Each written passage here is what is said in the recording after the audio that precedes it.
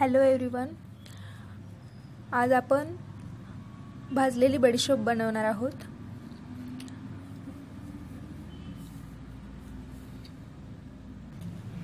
त्यासाठी मी इथे घेतलेली आहे कच्ची बडीशोप,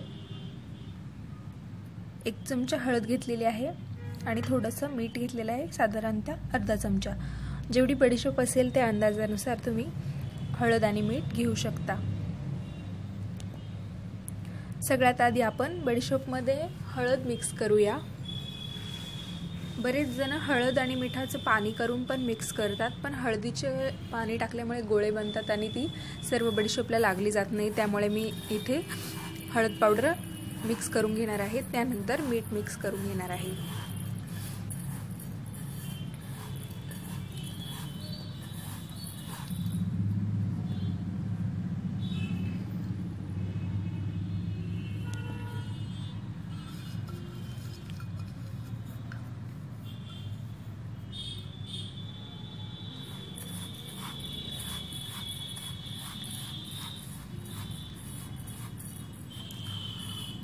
भाजलेली बडीशोप खाल्ल्याने अपचनाचे त्रास दूर होतात, मुखदुर्गंधी दूर होते आणि पित्ताचा किंवा गॅसेसचा काही त्रास असेल तर तोही दूर होतो। म्हणून भाजलेली बडीशोप खूप फायदेशीर आहे शरीरासाठी। आता थोडंसं पाणी घेऊन आपण बडीशोप ओलसर करून घेऊया।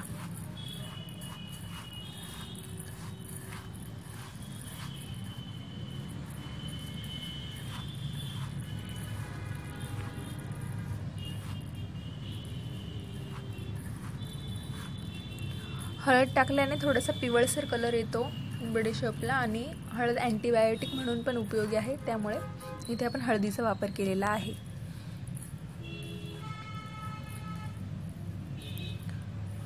पाण्याचा वापर अगदी थोडासा केला असल्यामुळे आपण ही बडीशोप लगेच भाजणार आहोत, सुकवण्याची गरज नाही। चला तर मग इथे हळद, मीठ आणि पाणी टाकून बडीशोप व्यवस्थित मिक्स करून घेतलेली आहे।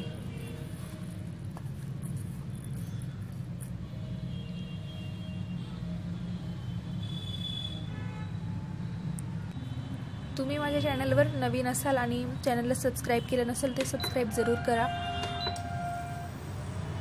माझा व्हिडिओ आवडला तर तुमच्या फ्रेंड्समध्ये, तुमच्या कॉन्टॅक्ट्समध्ये शेअर करायला विसरू नका।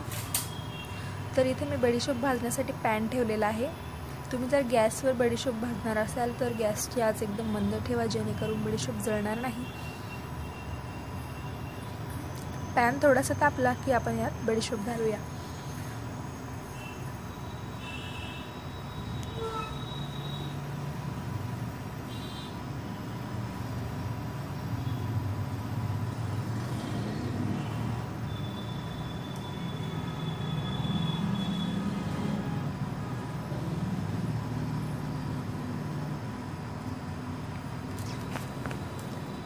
तर इथे आपला पॅन व्यवस्थित तापला आहे आणि आता आपण त्यात बडीशोप घालूया।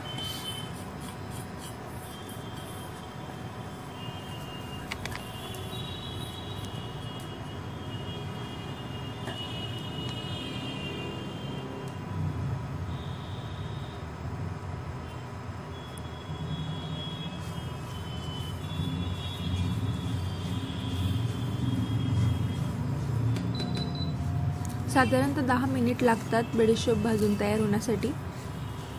एकदम कमी आचेवर आपल्याला ही भाजायची आहे।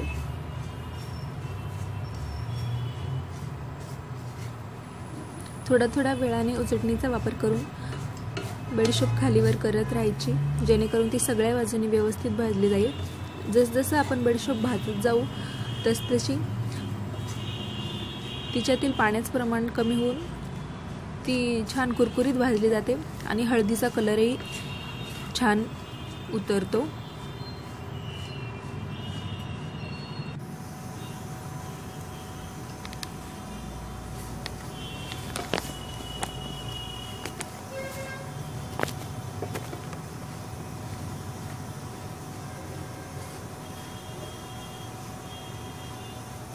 तर तुम्ही बघू शकता हळदीचा छान कलर आपल्या बडीशोपला आलेला आहे।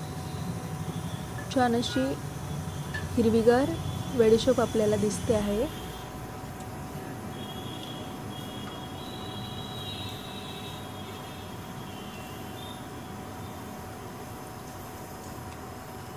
इथे मी हाताने चेक करून बघते की आपली बडीशोप व्यवस्थित भाजली गेली आहे की नाही।